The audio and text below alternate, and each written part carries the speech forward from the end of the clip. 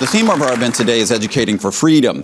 The founding generation understood the importance of education for freedom. In his last public appearance, George Washington said, "A primary object should be the education of our youth in the science of government.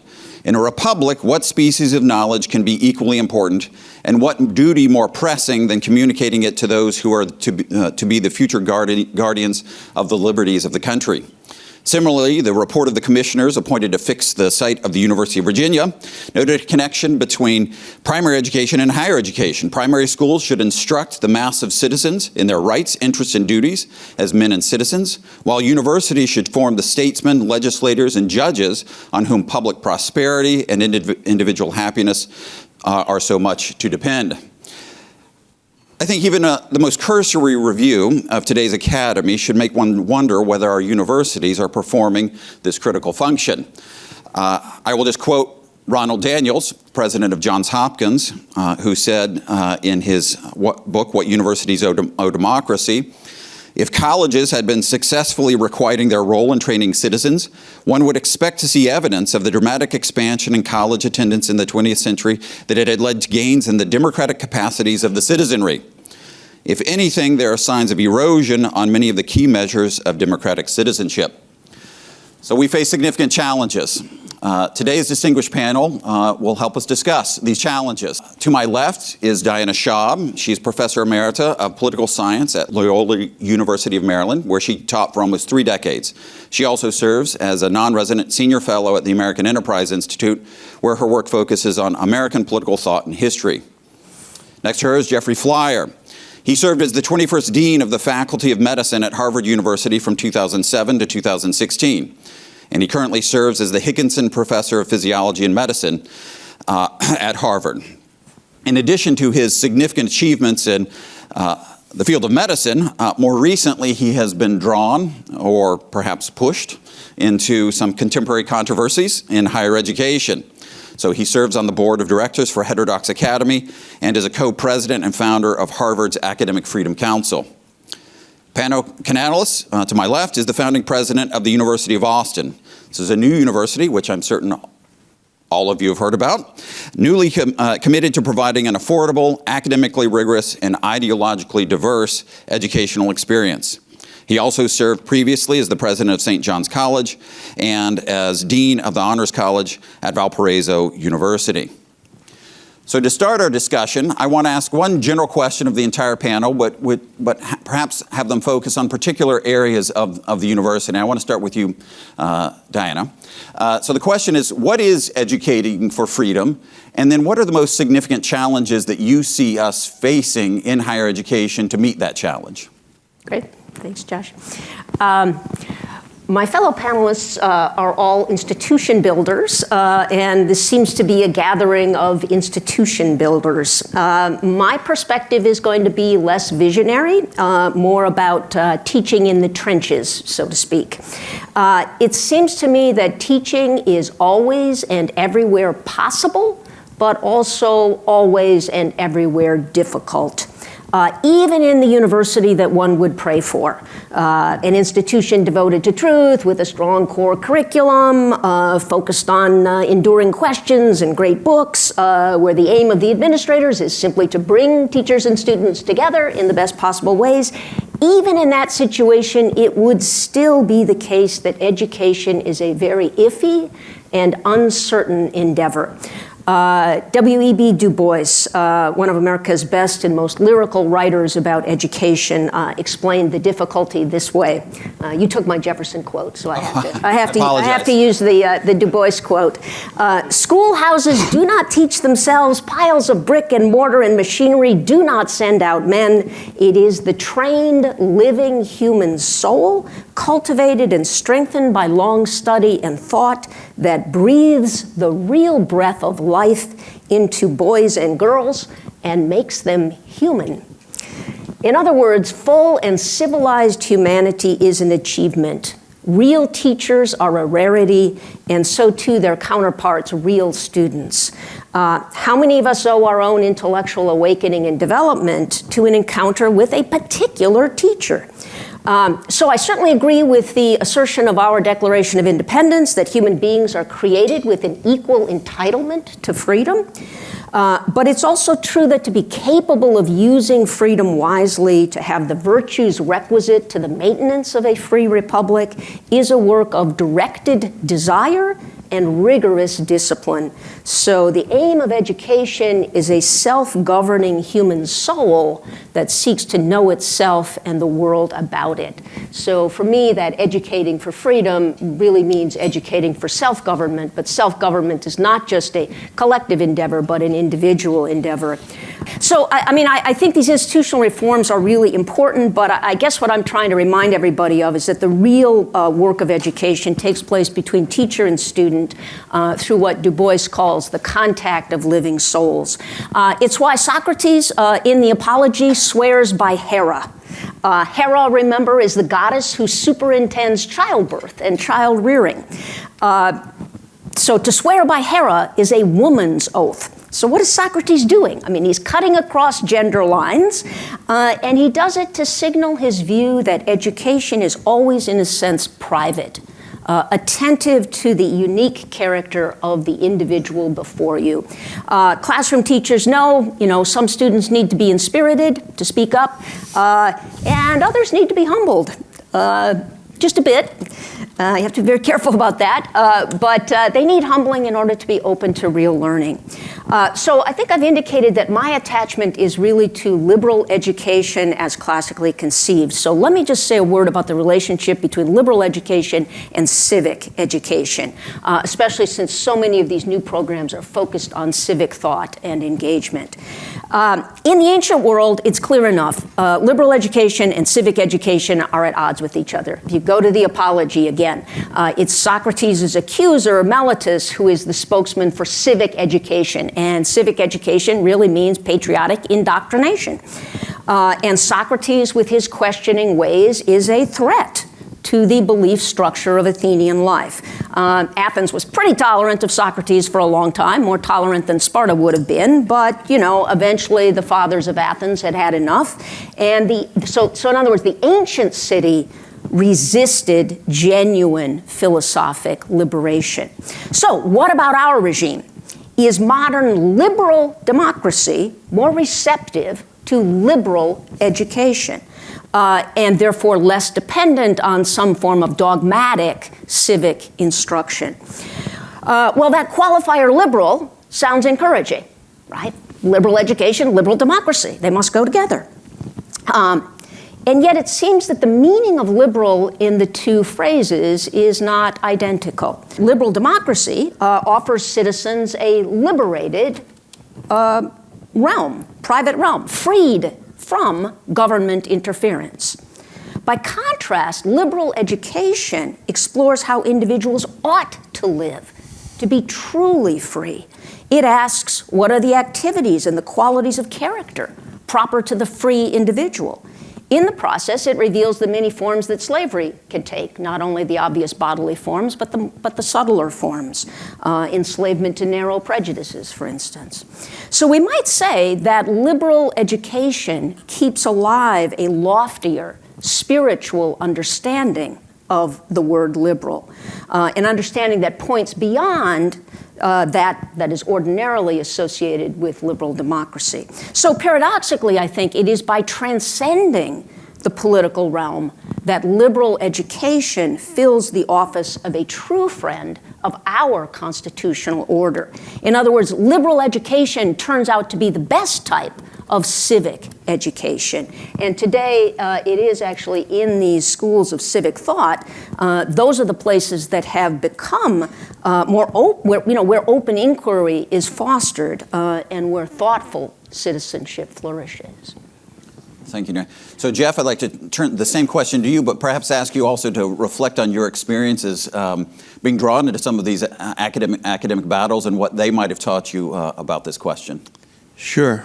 Thank you very much. So I'll just say that my path to being on this panel is a little bit unusual compared to what might have been, a predicted path. So I arose from classically liberal thinking about the world, but dedicated my career to being a physician scientist. Spent most of my career studying metabolic disease, teaching medical students, and eventually going on to running a major medical school.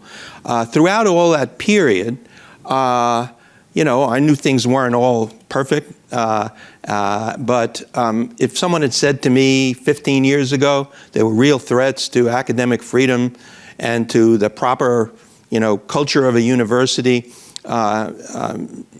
in the world that I lived in, I would have thought that was crazy. And then that changed. In the last 8 years since I stepped down from being the dean of Harvard Medical School, I started thinking more about the threats and seeing some of them even in the medical sphere, which I can briefly mention, but also reaching out more broadly. Got to meet John Haidt, became a board member of the Heterodox Academy, which was addressing these issues in a very direct way. And then more recently, and this has become a major part of my life at the moment, is this new organization called the Council on Academic Freedom at Harvard, which really had its initiation about 2 years ago when about 20 people from Harvard University faculty met to discuss what was going on and what they could do about it. I wasn't in that initial group. Steven Pinker was. I reached out to Steven about some other matter, and he said, you should join this group. So there were a series of meetings, and then in April of 2023, just a year and a half ago, the group announced itself with about 50 members. It set its principles related to open inquiry, viewpoint diversity, effective open conversation, things that were previously, you know, no one would question that those would occur at Harvard, but they were starting to become problematic. The group grew over the next year, now has almost 200 members from every school at Harvard, very heavily weighted towards tenured professors in every field, from philosophy to government to medicine to law, et cetera, every school. And it's been working in the background as well as a little bit in the foreground. It's a little bit hard, I can tell you, to get 195 Harvard professors who are all dedicated to academic freedom to agree on what a definition of academic freedom is. So perhaps our most interesting discussion is that we have a private discussion group, listserv, that's been one of the most educational experiences of my life, where people contribute and debate the most powerful and important issues, and they're not afraid to do so, and they do it respectfully, and they don't always agree, which is why we haven't put out too many statements, because we couldn't get an absolute consensus that we would vote on. But we know that we're doing something that we all agree with. We've also been working behind the scenes. We have a group of co-presidents, of which I'm one, and our membership has encouraged us to reach out to university leadership on certain key issues. We did that on institutional neutrality, had meetings with the president, now not interim any longer. We've been working on required diversity statements, and shortly thereafter, the dean of the Faculty of Arts and Sciences announced they would not do this any longer. And there are 4 or 5 other issues on which we are working right now. And I'll just say the key attribute of this group is that a lot of people know that there is a group like this of serious people across the disciplines of scholarship who agree that there's a problem, and they will not allow things to just go on the way they were going on. So, and then I'll just make one last comment, which is that most of what I focused on over recent years were problems going on at the college, in the humanities and some of the social sciences, where it was very hard to be able to speak up against the standard narrative, whatever you want to describe that as being. And that continues to be a problem that is being recognized and addressed. But now I'm much more concerned as well over what I'm seeing in the medical sphere. That's another whole thing. You're going to see a lot more written about this. But in a number of areas that used to just be standard areas of medical science, is becoming embedded in the curriculum and driven by various administrative groupings and activist students. There are certain views of medicine that are, in my view, wrong, unjustified, not valid in any way, and yet they are being taken up as part of the curriculum, not only at Harvard Medical School, but elsewhere. And if you ask, as I have, of various students who have come to me, they are fearful of speaking, and faculty are fearful of speaking. So this is a new realm of action for higher education that I wouldn't have anticipated, that in the hard sciences, not the hardest of hard sciences, I'm not sure whether this is in the world of physics yet, but in medical science, it is a real issue, and we need to unite across the university to address that issue. Thank you, Jeff. Well, first of all, thank you to ACTA for not just for this event, but for everything that you do. It's those of us who are on the front lines of higher ed know that you always have our back, and that's tremendously, tremendously encouraging. Thank you to my panelists. Diana, what a wonderful way to frame this question. The tension between liberal education and civics education, and whether or not that tension is reconcilable. I mean, I think that's really a critically important question for us right now. A question about educating for freedom. You know, when you begin a new university, you get to start from scratch, and you get to think about the fundamental questions. So those of us who have been involved with the formation of the University of Austin over the past 3 years began with a very simple question, and that is, what is education and what is liberal education? How are those the same and how are they different? And one of the things that I have come to realize, but maybe not quite fully apprehend, is that education is either liberal or illiberal. It's either liberal or illiberal. Liberal education teaches you how to think. Illiberal education teaches you what to think. Now, this binary is not necessarily oppositional. There are times when illiberal education is appropriate. In fact, I think most of the time that young people spend in the K through 12 system, they're being educated in some sense illiberally, right? What's the purpose of K through 12 education, primary and secondary?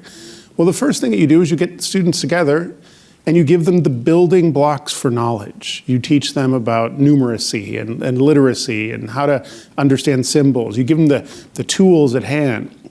And then once they master those, you start to give them you help them fill in the picture of the world that they inhabit, of who they are, of our civilization, of society, of history. And, you know, and we transmit this generally through things like textbooks and lectures, where information has been consolidated and then passed on. And as students get older, you know, the high school years, we start to plant the seed. There's a kind of transition where we start to tell them, look, we've given you lots of information, but you at some point aren't going to simply be a consumer of knowledge. You're going to be responsible to be a producer or discoverer of knowledge and truth. And what makes higher education, I think, higher, is that what we're asking students and professors to do at universities is exercise their highest capacity. And that is to be not simply knowers of the world, but discoverers of the world in pursuit of truth. Universities are places where knowledge is produced, discovered, transmitted, preserved. When a young person graduates from high school to go to college, what we're doing is we're now saying we are co-opting you into the process of discovery and creation of knowledge. You're going to learn how to be an intellectual discoverer. And some of those students will stay in higher education and continue to sort of spend their lifetime in this particular pursuit in different fields. We call these people professors. And other people will move out into the world, and the skill that they take with them the ability to understand language and numbers and symbols and to recombine those things in creative and innovative and problem-solving ways will help them become better citizens, will help them advance in essentially what we have now, a pervasive knowledge economy. So putting that frame around it is, for me, has been very helpful in thinking about starting a new university. The key in all of this, of course, is in liberal education, which is teaching someone not what to think but how to think, is that very question of freedom. Universities can't be places where people learn how to exercise their freedom if they're not given the freedom to exercise their intelligence. That's why universities have to be committed to intellectual pluralism, to freedom of conscience, and to civil discourse.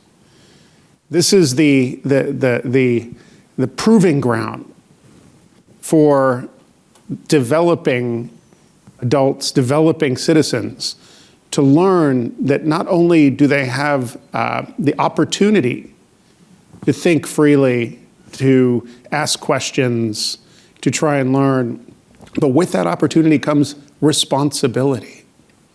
That as they pass in the world, they have to exercise their agency in a responsible way. And what is the linchpin there? The linchpin is the search for truth. Because ultimately, there is something called truth. It exists. I don't know why people find this scandalous. When we first announced 3 years ago we were building a new university dedicated to the fearless pursuit of truth, we almost melted down Twitter. All right, we were the #1 news story in the world on Twitter for 48 hours. And it basically, the general tenor of a lot of the commentary was, maniacs who believe in truth are trying to start a university. All right, there is something called truth. Now, our ability to access truth, that's a different question. All right, we are all flawed, broken, struggling human beings, but we need some directionality. We need to know what it is that we're aiming for. So universities, I think, our primary mission is to make sure that we understand as human beings that we have the capacity to come to know the world and know ourselves, and that we give ourselves direction, the North Star of truth, so we know where to aim. So it is the freedom to learn, the freedom to come to know, but that freedom isn't unbounded, it's directed towards what's higher, and that's why we call it higher education. Well, thank you. I want to follow up with a question that Jeff and Pano, I think you both started to allude to in your responses, but to what extent are the problems we're seeing in higher education related to an absence of intellectual pluralism or viewpoint diversity? Then also, to what extent, if this is a problem, is it more in the social sciences and humanities, and now, as Jeff, as you mentioned, seems to be creeping into to other fields, and then what can be done about that? And then also, if there are enclaves of illiberalism and epistemic closure on campus, units that seem opposed to true intellectual pluralism, what can be done about those? So I'll let whoever wants to take on this question, and perhaps we can have some interaction amongst us as well. Again, I mean, my perspective is always just sort of what happens in my classroom. And I think I can explain what I see through my experience teaching American political thought over the last 3 decades. So most students arrive with serious reservations against the founding, right? They've been told that the founders are either hypocrites or worse than hypocrites. Either the founders believed that blacks were included within the term all men, in which case they were hypocrites for not ending slavery and establishing equality, or they didn't even consider blacks to be human, in which case they were racist fools. So I do think that students will hold themselves aloof from learning about the separation of powers, checks and balances, the discoveries of the new science of politics described in the Federalist Papers, until their moral qualms about their nation's origins are addressed. So this would actually be a concern I would have about civic education programs. It's great to offer those courses, but there actually is kind of excavation work that has to be done first. You can't just inform them that they've been bamboozled by ideologues and bad history. Right? But you can pique their interest through the study of original texts. So you can present the evidence. Turns out to be overwhelming evidence that the founding generation regarded all human beings, male and female, black and white, as endowed with natural rights. Once students see that the founders might have been serious about what they were saying, that they might have meant what they said, then students can start to grapple with the political and moral complexities of the era. They start to develop a sense of history, of historical imagination. They learn something of political prudence and the difference between the best and the achievable. They learn to balance appreciation and criticism. As their own powers of judgment develop, they experience a dramatic release from the prejudices that they arrived with, and a release from the sense of shame that has been instilled in them about their nation's origins. So then they start to wonder, what else might I have been misinformed about? And now they are actually students.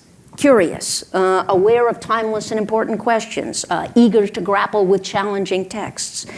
They become both more humble and more bold.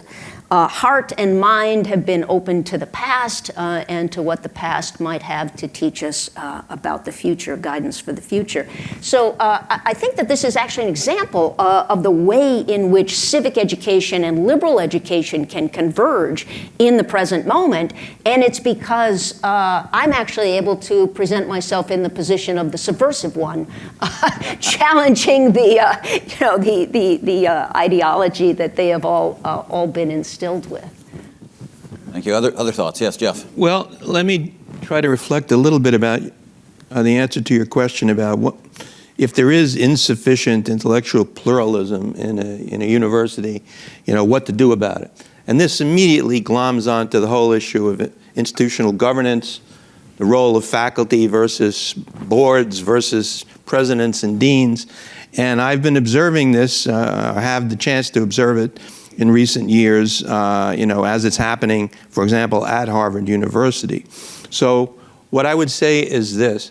There are disciplines, departments, centers that are clearly not pluralistic in their approach, that clearly do not promote alternative viewpoints.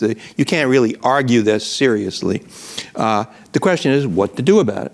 If you talk to some of the colleagues who are in those units, departments, centers, they'll say, well, this is our faculty rights. We are the faculty. We have a chair, we have a director, we bring in new faculty, and this is who we are. And anyone who would want to interfere with that is directly violating academic freedom.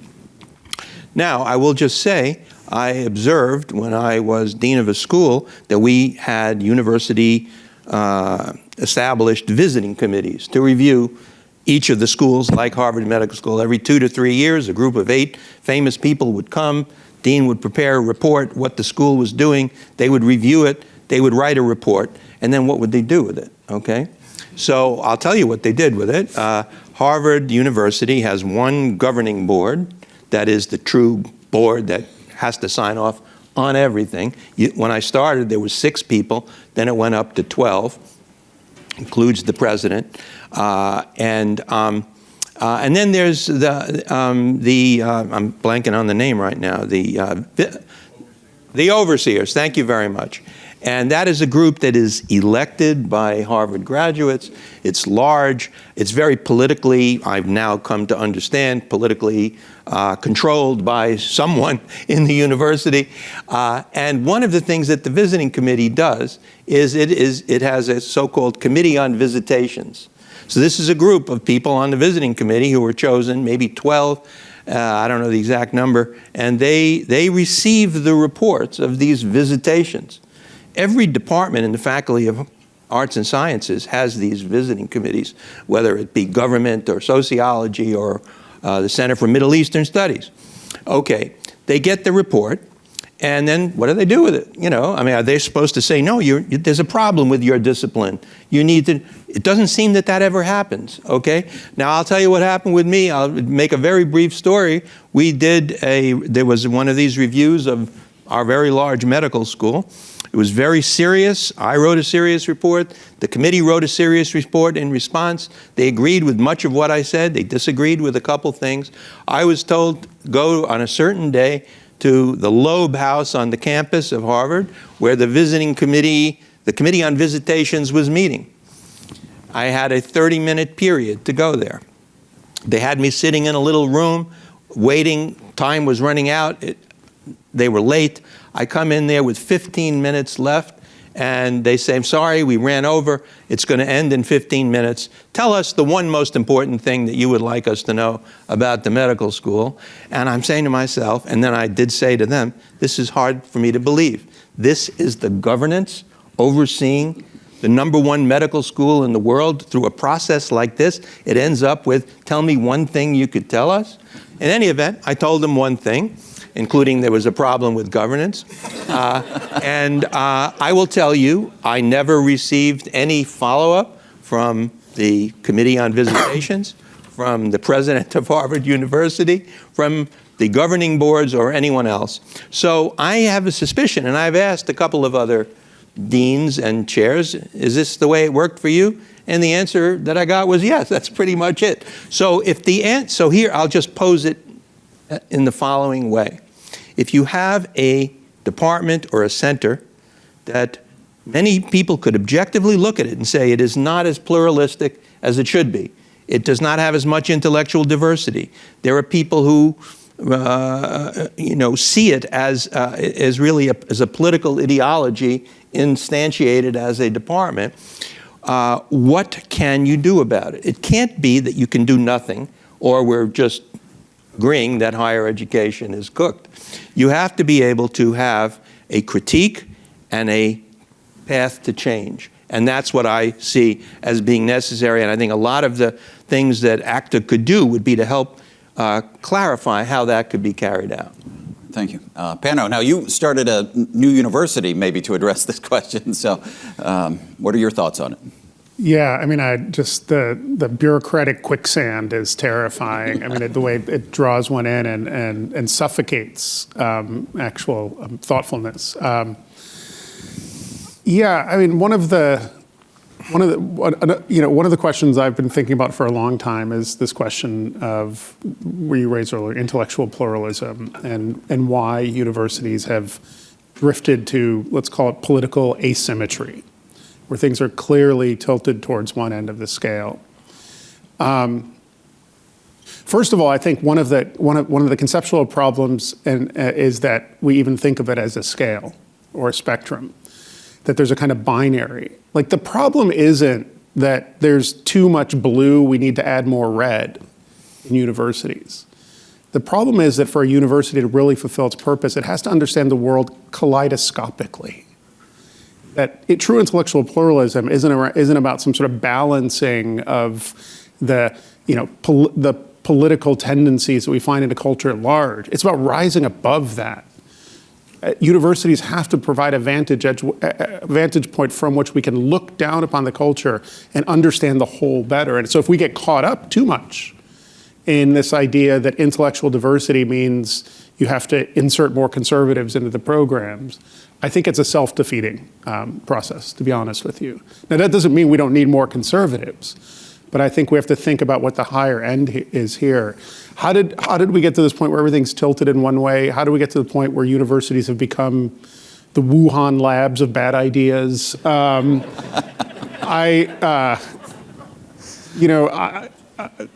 There's so many different ways to get into that question. I'll just pose this one provocatively.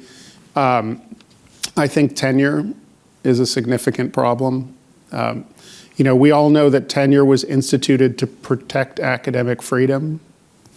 But what happens when you give people permanent jobs for life without any accountability over time, and put them in charge, by the way, of hiring and vetting and tenuring their colleagues, what happens over time is they inevitably iterate in one way towards their own biases.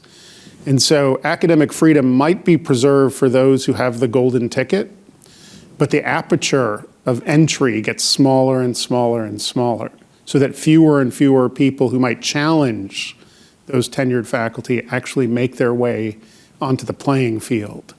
And I would say, if you think that the professoriate right now is out of touch, let's say, politically with the general culture, wait till you see the tsunami of PhDs who are in the pipeline.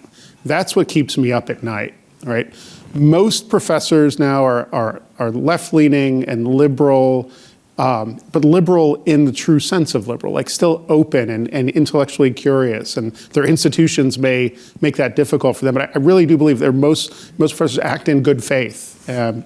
The young people who are in PhD programs right now have been shaped in a very, very different way and have really been weaponized politically. And those programs really truly exclude any kind of intellectual diversity.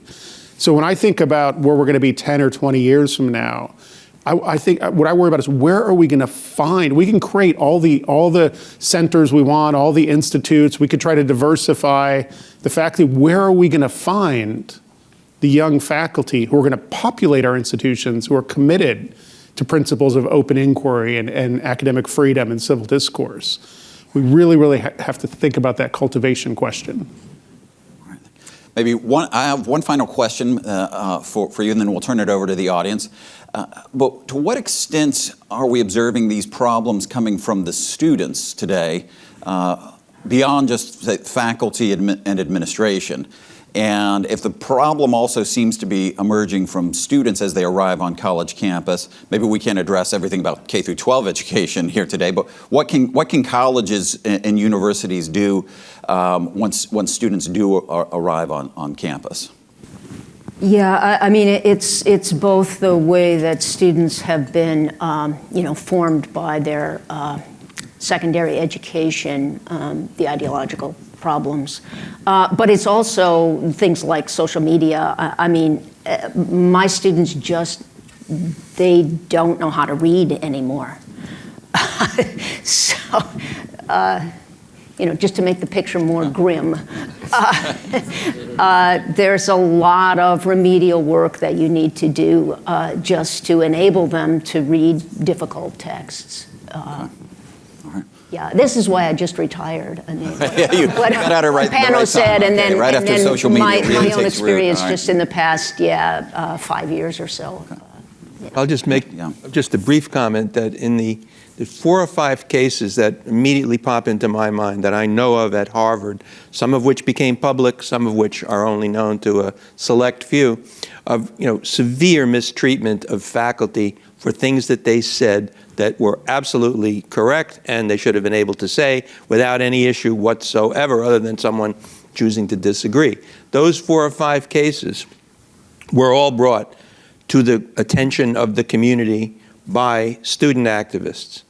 And those student activists were a relatively small number, but they had outsized influence because nobody pushed back on them, and some administrators actually encouraged them. And so this was not strictly an issue of free speech, it was an issue of culture, the degradation of culture in which people, and I'll just give one example without naming names, is a prominent person who was in a position to help one of these individuals said to me they could not issue a public statement about the issue because it would be seen as punching down, and they were also concerned about themselves becoming victimized by the same activists. A recurring story that is very, very badly affecting the culture of higher education. And the way that has to change is by a sufficient number of colleagues, maybe starting to happen now, ready to call out that kind of behavior when it occurs. And then you could see a cultural change maybe much more rapidly than otherwise would be expected. Just to report something else that I have seen from, I have a fair amount of contact with young faculty, grad students around the country, some of whom are, more conservative, but mostly they're dedicated to liberal education. But many of them are thinking of not teaching texts like Aristotle on the question of natural slavery. Just because they're worried about what might happen if they try to explicate that portion of Aristotle. I mean, that is shocking. The sort of self-censorship that you'll start to see on the part of Are these tenured faculty?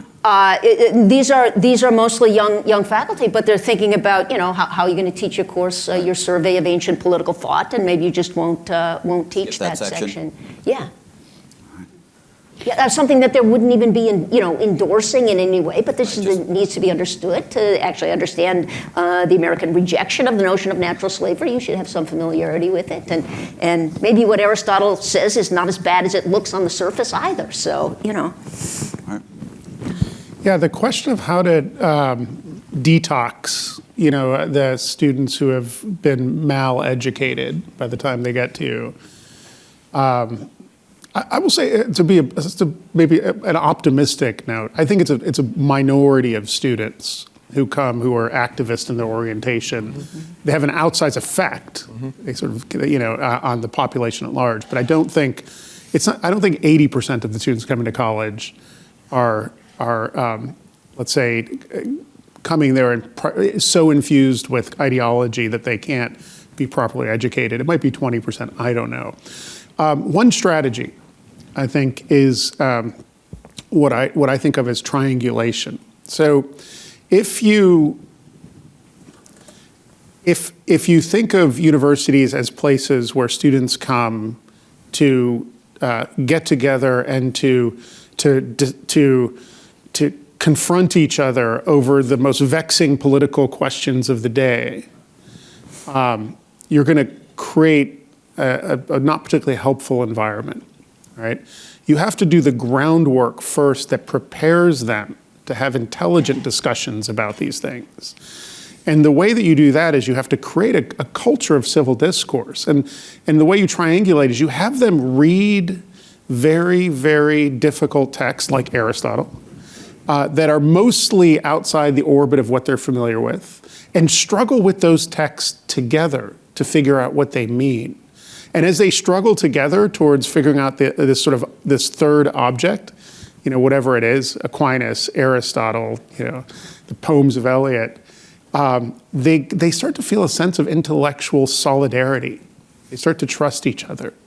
They start to hear each other saying intelligent things, so that by the time they do, at some later point, try to handle the more vexing questions of the immediate moment, you've built up layers of experience and talking and discussing and trusting that I think enable those conversations to be productive and fruitful. In fact, our entire first year at the University of Austin is comprised of what we call the Intellectual Foundations Program, which means, we've taken all this sort of disparate general education requirements that you find at other universities and put them together in a purposeful sequence, single program that all the students take together at the same time for their first year and most of their second year. So they're all the freshmen are reading the same books at the same time, and they're all struggling with the same problems in quantitative reasoning. And they're all thinking, deeply about, whatever period of history we're covering in that moment. This common intellectual experience, I think, is the basis for creating a kind of empathy for the larger project, which is the kind of collective study and pursuit of truth. So you'd recommend a real core curriculum then for? I recommend a real core curriculum, indeed. I strongly endorse one. I'm certain the folks here at ACTA approve. All right, so we do have some time for questions from the audience, so I believe we have some microphones. Hi, I'm Tom Cleveland at the Jack Miller Center. And so the angle of this whole problem that we're trying to deal with at the Jack Miller Center is the talent pipeline that Pano alluded to, and it's looking grim. And I was wondering what can be done institutionally to support good graduate programs and to encourage good graduate students to come out the other end of that so that they can be good faculty members and teachers.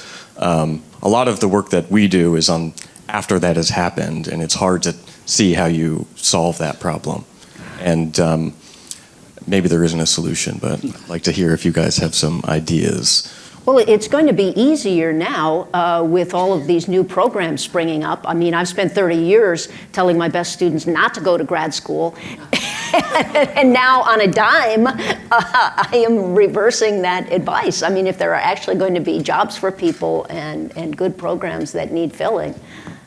I am a very strong vocal supporter of all these programs for civic education. My one reservation is that the field of study in these programs is still relatively narrow. So there are lots of jobs for people who are doing politics, or history or that. But how do we broaden the scope in that? I'm actually on the board of something at Oxford called the Pharos Foundation, which is trying to solve this problem in the Oxbridge schools, which essentially is thinking about the pipeline question. And what they do is they get funding to support graduate scholarships for particular students that they then seed with the faculty that they trust at different institutions. So they're good faculty pretty much everywhere, but they tend to be sort of submerged. And so you send them graduate students with funding, they get their training, and then at the other end, the Pharos Foundation is providing postdoctoral fellowships and connections for jobs. So it's sort of taking, imagine that I don't think you can change individual departments, but you could kind of just recognize the submerged ecosystem that's out there across higher education and then cultivate a kind of alternative ecosystem that's producing and then placing the graduate students where they need to be educated and where they need to find jobs.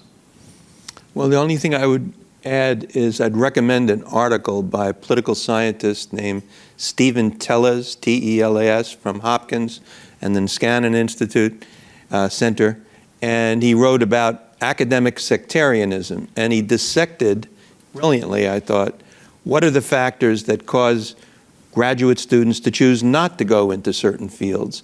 It's the lack of mentors, the lack of a view that there would be a future for them. And they find better ways to, advance their careers. And I think that this is a good explanation, but it's not a good outcome to have a perpetuation of this state.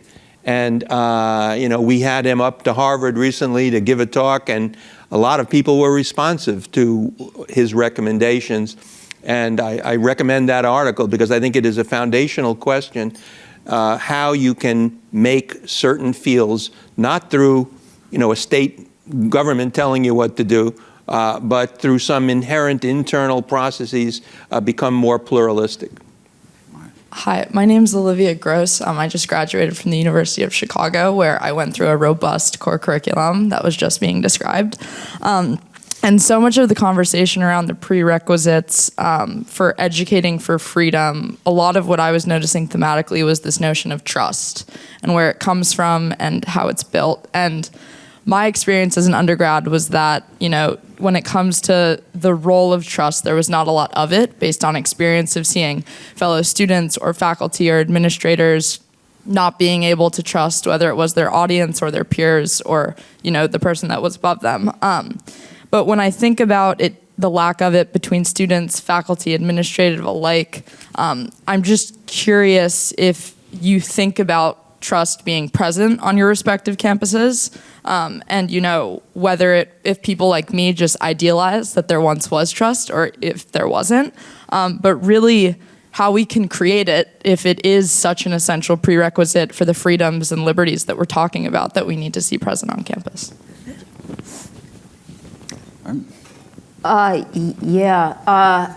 Again, just in the classroom, it's a real problem. Students are worried about other students. So it's this threat of social media. And they are very unwilling to express opinions, much more unwilling than they used to be.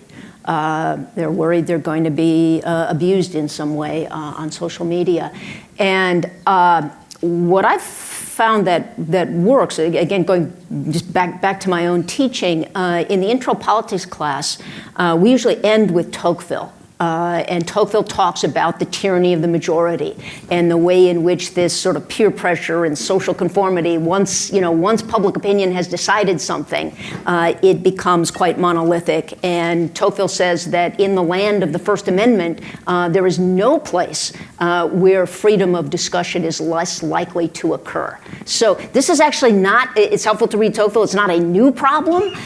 In other words, political correctness is a phenomenon which is associated with democracy and with the dominance of public opinion. But I always used to end with this, and then students would sort of come alive and say, oh my God, this is what we're suffering from, right? And so I moved that up to the beginning of the semester just to get them to think about the waters in which they were swimming, to think about the phenomenon, and see if that didn't help to instill a little bit more courage. So it's not only trust that they need, but they need a little bit of courage.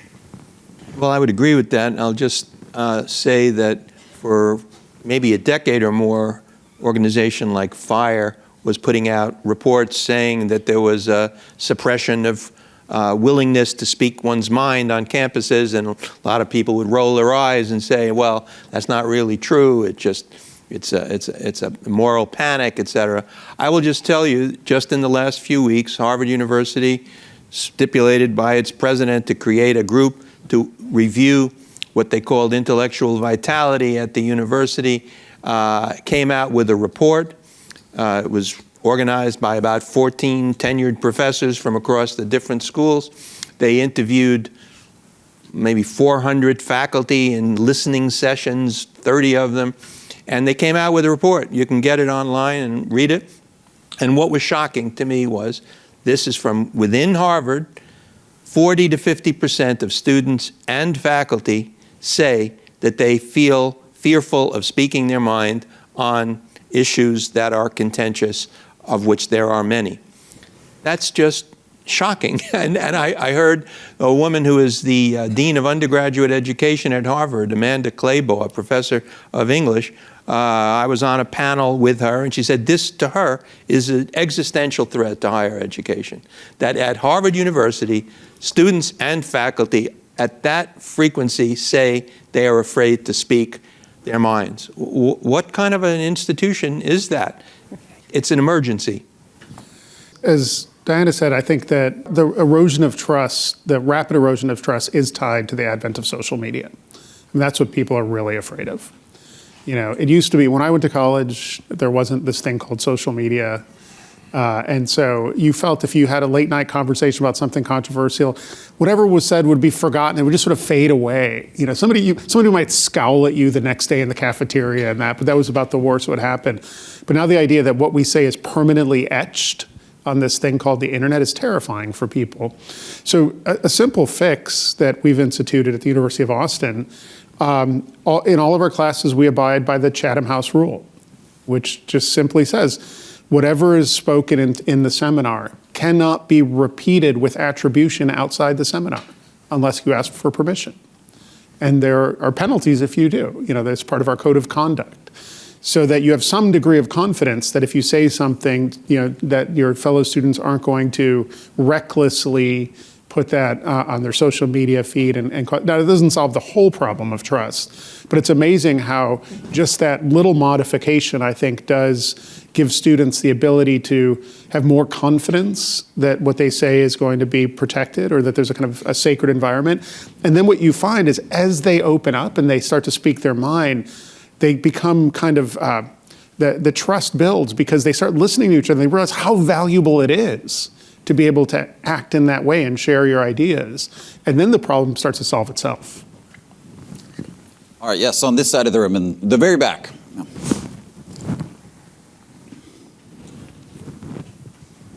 This is, I'm sure you all know Jefferson's famous phrase when asked whether he preferred democracy or newspapers. He preferred newspapers. And the quote that E.D. Hirsch is often uses, what Jefferson said after that was, and we hope we have people that know how to read them. So here's my question. This is off the record. I'm a journalist. I'm offering you this off the record question. What do you make of the press? You can define it any way you want to define it. What do you make of the press's role in all of this? What should the press be doing? What could the press be doing to help make our universities and our K-12 education system better? Thank you. A good question, but probably a big one.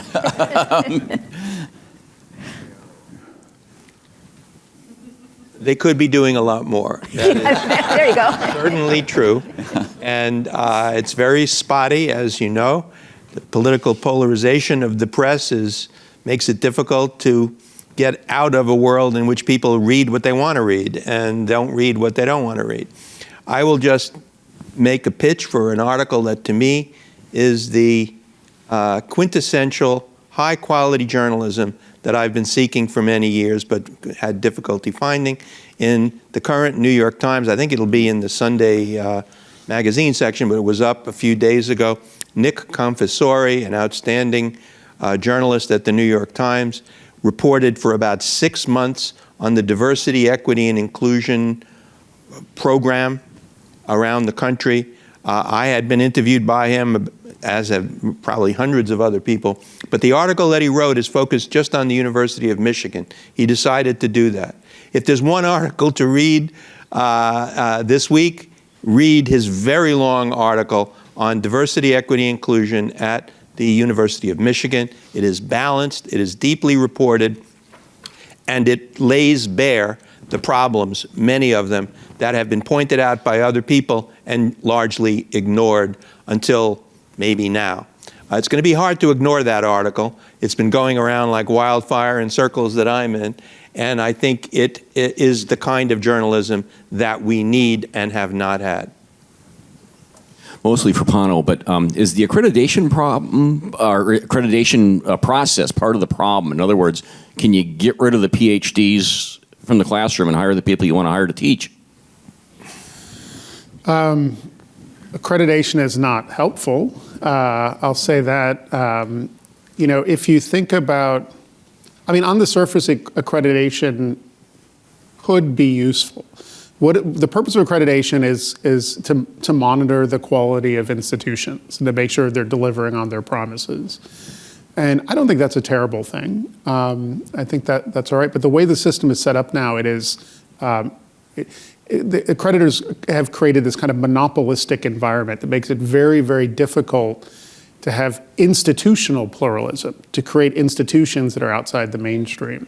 Because the requirements for accreditation for institutions are very narrow, and they track what you already have in terms of existing institutions. So if you're not modeling yourself on what's already out there, that's a challenge. Another challenge is that, you know, the process of accreditation, accreditors are like bond rating agencies, right? So they look and they sort of give a rating to that. Well, they can't accredit you until you have a fully operating university and you've graduated classes of students. So there's the cart before the horse problem. How do you start in a university without accreditation, attract students, attract faculty in sufficient numbers so you can run all your programs for at least 6 or 7 years so that you can then be accredited, right? And it's almost impossible. I mean, we've been able to do it just out of kind of like sheer force of will, but truly it's one of the reasons why there are so few new institutions. We are the first new private university in the state of Texas since 1963. That was, I think, Abilene Christian College was founded in 1963. The population of Texas has grown from 10 million in 1963 to over 30 million today. Think about that. That tells you all you need to know about how difficult it is to create new institutions. And accreditation, I think, does play a significant role in that. I mean, if accreditors, there should be easier pathways for new institutions, and accreditors, if they're really going to be doing their job, I'll tell a quick story. I always get in trouble for these things, but whatever. I was meeting with the president of one of these accrediting bodies, and I was expressing how much frustration I had in this kind of, the hurdles that they put in front of us. I'm like, it's so difficult for us to start a new university. Isn't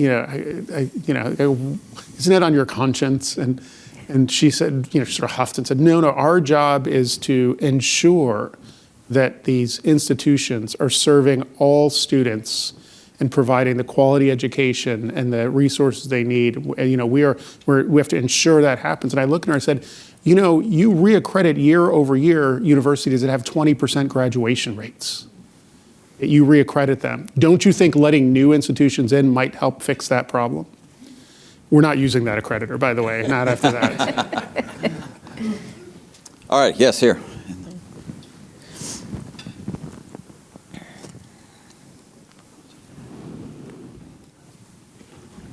Hello, I'm George. I'm from Georgetown University. I am on the Speech and Expression Committee, which is a committee made up of students, faculty, staff that advises the school on free speech.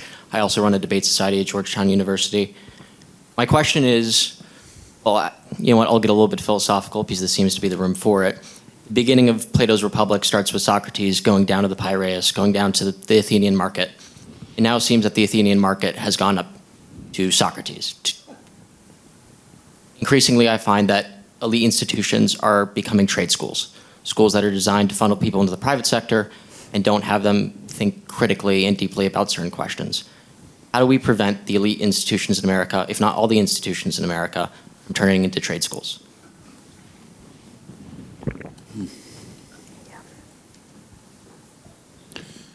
I'll offer just maybe a theoretical framework around that.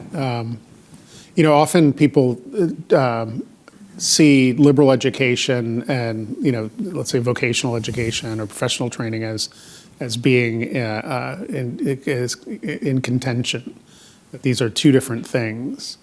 If you go back to the roots of liberal education, you go back to people like Cicero, what they made clear was that liberal education is meant to educate both the philosophers, that is, people who are contemplative about the world and who try to understand the world better, and as Cicero put it, the orators, the people of action in the world, the people who are out there engaged and involved and leading and building and all that. I think thinking about those two things as being twined together, that the one supports the other, if you build an institution around that, I think you solve some of the problem that you're talking about. I think the commercial character of America means that it will always be difficult to keep alive the sort of original understanding of liberal education. And so that's just an ongoing struggle. Two quotes, one from Du Bois again, and the other from Booker T. Washington. And it actually turns out there's more agreement between them on the question of education than you might think. Du Bois has a wonderful line where he says that the aim of education is not to make men carpenters, but to make carpenters men. And Booker T. Washington famously described education as involving the education of the head, the heart, and the hand. Right? So in other words, we are composite beings, and actually I think universities would do well to think a little bit more about both the heart, what kind of affectional education of the sentiments is required, and also the hand, that there would be a place for more kind of manual effort and manual training that can be done in a liberal and liberalizing way. Thank you. Marty Zupan with the Institute for Humane Studies. Dr. Flier, you referred to this Harvard study, internal study, that found supposedly shockingly that 50% of students and faculty are afraid to say what they think. I'm surprised that there's shock because that's been out there. Discussion of this has been out there, widely dismissed by academics, but they shouldn't be shocked by it. However, do you think that Harvard is intent on doing something about this and the Harvard leadership? And if so, what can be done about it? Well, it's sort of a metaphysical, epistemological question that you're asking. What is Harvard, right? Where is there an intelligence that is saying, yes, we must do this? The governing boards that determine, and ultimately, the president, and approve every budget and all the major strategies, that is invisible to the community. No one knows what they say privately, what they do. That's their modus operandi. So it's very hard to know. A president can articulate it, then they can articulate whatever they want. The question is, what will they actually do? So it becomes a governance question when you say, will Harvard do something about it? I think what I would say is there is now the beginning of a realization seeping into the broader community, not unanimous, but there's a problem and things need to be done to address it, and then let's see how they can be instantiated by one mechanism or another. A group like this council that I'm on is trying to keep their feet to the fire. And, we're doing it as best we can. And then there are other groups trying to do other things. So there's no easy answer to it. There is no, it would be great if one day the Harvard Corporation had a public meeting and they allowed themselves to speak about what they think and what they're going to do. It just is not likely to happen. Well, thank you to our panel. I would say, even though there are many grounds for concern, I think that this panel is more optimistic than maybe it would have been 5 or 6 years ago. And I think part of the reason for that is, of course, the work that ACT is doing.